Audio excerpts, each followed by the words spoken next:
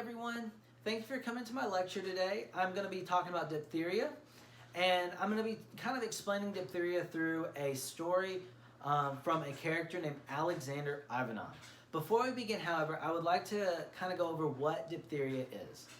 So diphtheria, or Corynebacterium diphtheriae, it's a gram-positive bacillus aerobic bacteria, which means it requires oxygen to grow. It's transmitted human to human through droplets, so humans are the reservoir, and the average incubation time is around 2 to 5 days. So that's kind of where I want to begin our story. Our story starts off with a little child. He's about 5 years old. He's from Tola, Russia. His name is Alexander Ivanov. Alexander wants to go play outside,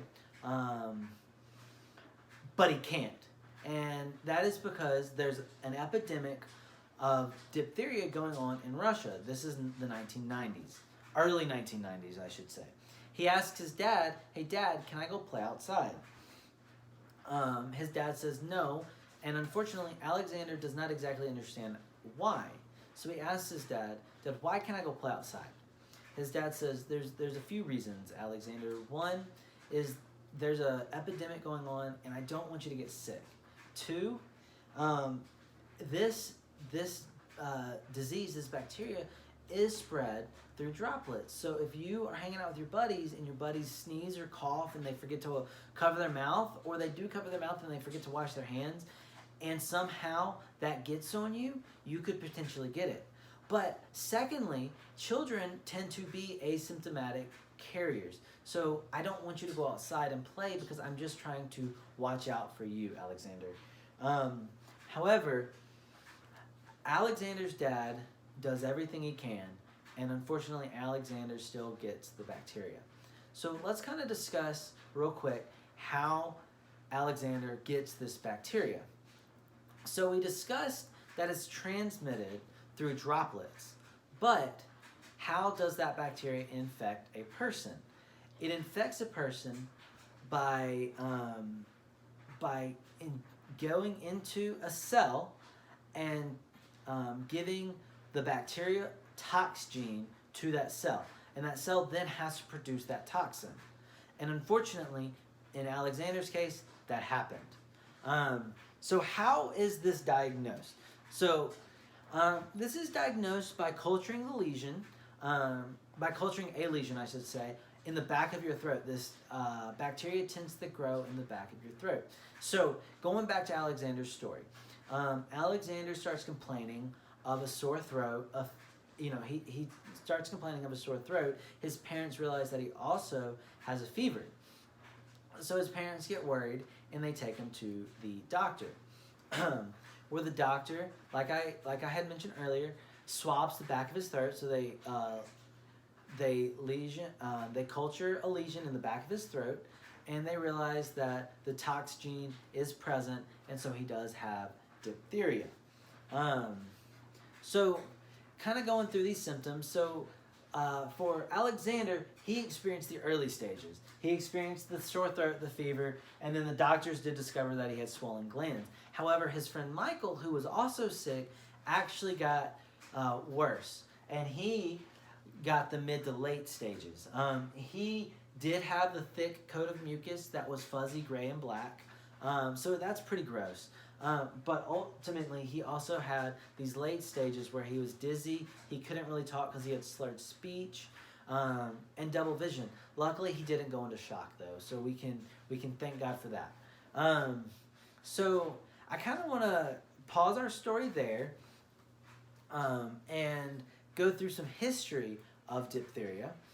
So diphtheria, a history.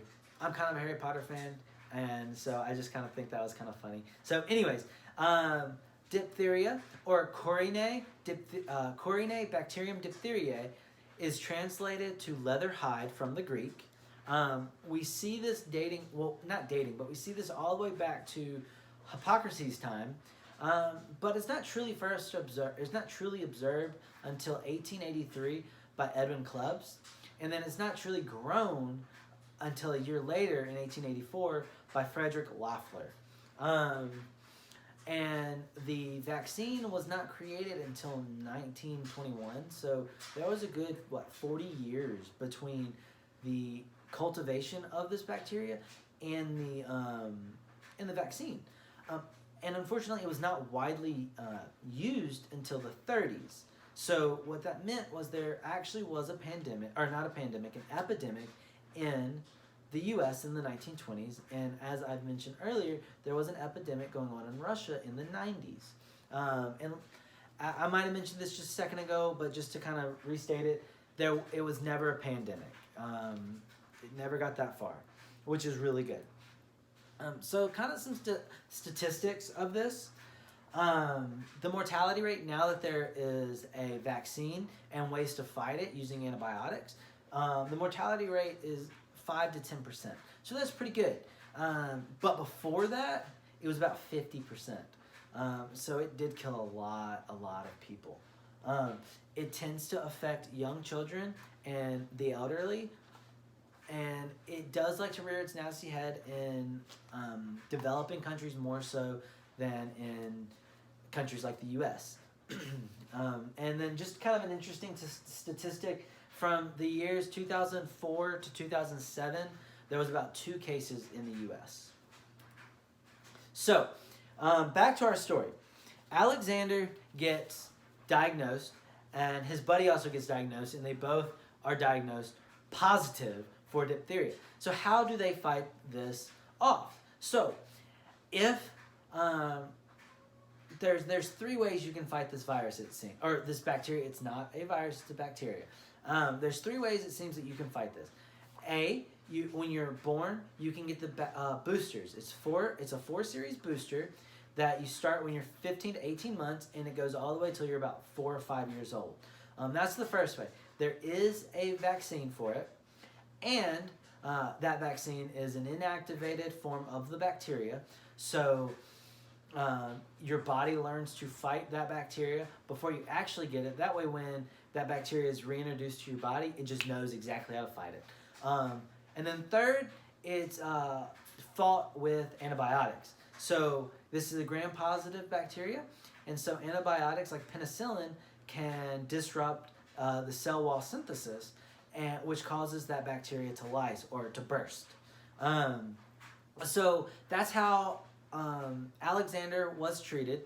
He got treated with penicillin, and he after about a week, 2 weeks, he was cleared of the bacteria. So that's really good, and also the same with his buddy. This is the end of that story. So luckily, it ends on a good note for Alexander. Like I said earlier, the mortality rate is pretty low, so it wasn't surprising that Alexander and his buddy survived. So I have a PowerPoint that we kind of went through, but I also have it for you to kind of go over, and I really do recommend that you do, because there is an assessment after you study these 2 things. I want them all turned into me by 9 a.m. on Tuesday morning. Thank you. All right, bye guys.